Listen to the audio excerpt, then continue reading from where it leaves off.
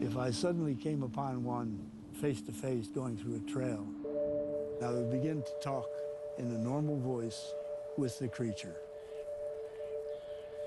The Indians say, "Cheetah Tomo, how you doing?" Maybe I'd do that, I don't know. It's their home.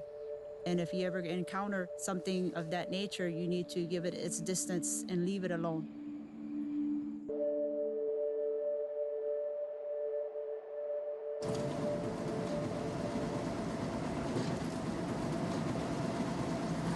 There's a lot of alligators in there. When you fall in that water, they'll eat you. That's when they feed us at nighttime.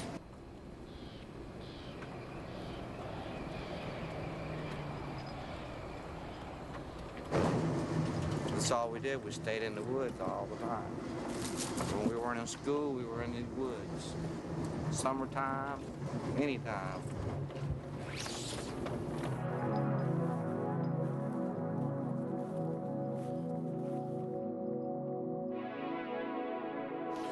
This is where you'll find a lot of your cottonmouths, a lot of your poisonous snakes in here. But at nighttime, it's walking through these cypress don't light. It's pretty spooky through here. Well, these trees, if the sun hits it just right, but it can cast a shadow, and you might think you've seen something.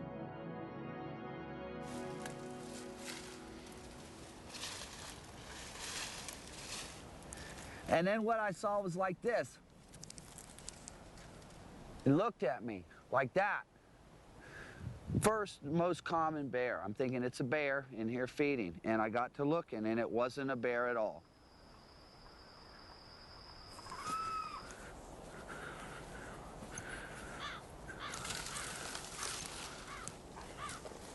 Camps like this are a typical place where I'd look for sign.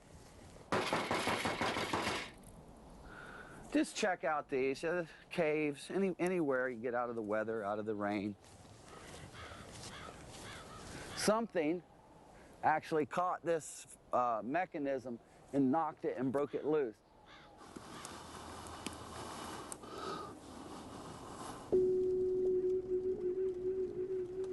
For the last 41 years, I've been gathering information, listening to stories, out searching. And I'll cover 50, 60 miles of these swamp bottoms going from alligator hole to alligator hole. And on many occasions, I found skunk ape tracks leading into the entrance of the hole. Comes over here, deeper, deeper, deeper, deeper. And there's the cave right there.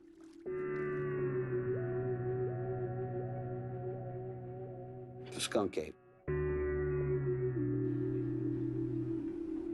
Let it be said by me, most of the stories that you hear are just a crock. Do not believe it. I guess I've always had swamp water in my blood. I always liked the idea of being away from everybody.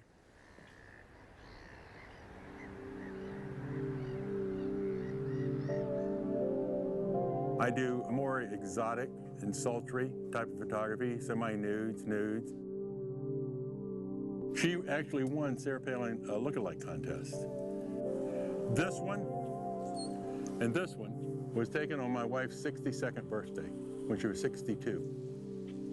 And I have to tell you, all the years I've been out here, it's the only time I ever felt just a little bit spooked. It was way south of Loop Road. You have to get to it with a swamp buggy. I was walking along, and I came up on this thing, and it was a footprint, a human footprint. It was so big that with my boots on, I could put my foot inside it. But the one thing I do remember is that horrible smell. It's worse than a skunk, and it just seemed to be lingering in the air.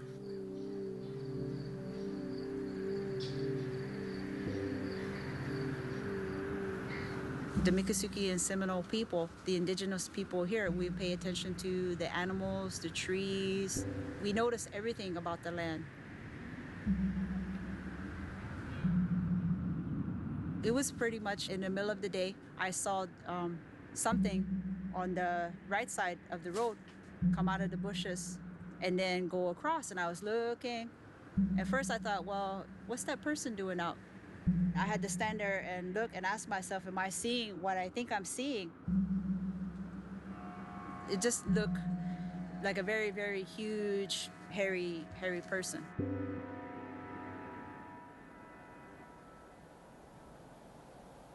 Just a gentle breeze coming from the east. I got a whiff of something that didn't belong 50 miles into the Everglades.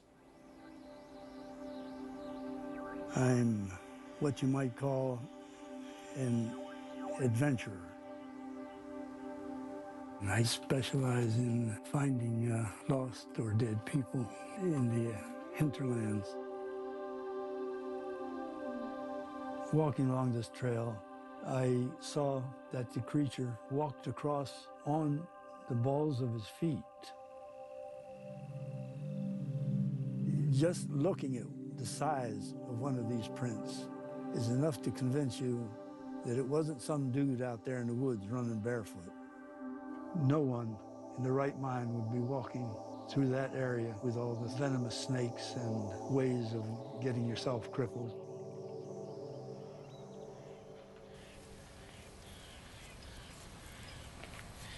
If I think about it even for a split second, there's images that I have burned into my memory. That kind of thing doesn't happen when you've had a bogus experience.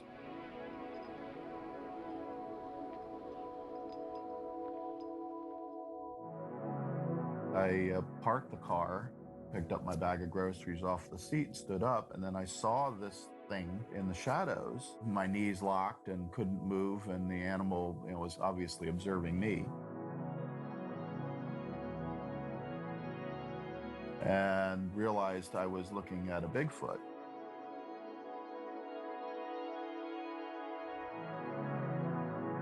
Of course, at that time, I didn't differentiate the Bigfoot creature from a swamp ape, but now I know the difference. He's rather scrawny down here. He'll grow to no more than 7 feet. The animal has to walk on wet ground frequently, and if you feel across these toes, you can tell that they're webbed. More than half of their life is spent in the trees, so they're natural climbers. So you get anything, even man-made, they would want to climb. Their hair is very, very fine. These ragged little edges here will tear out sometimes half a dozen or more. We have had them tested, and the report inevitably comes back unknown species. My theory of it, I don't know. I haven't never seen one. So, and I haven't never seen a track of one. I've never seen where one been, They'd have to show it to me to make me believe it. This 700,000 acres here, you never see a black bear out here hardly. There's thousands of them. So how you gonna see the Bigfoot tracks if he's trying to stay away from you just as much as the black bear? Some things out here in my lifetime are unexplainable unless you've ever seen them. For us, it's just a part of life.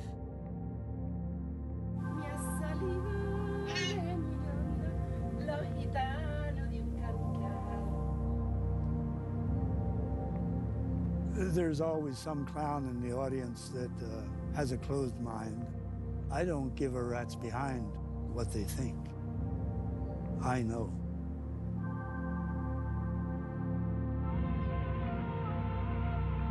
It's just a matter of fact to me.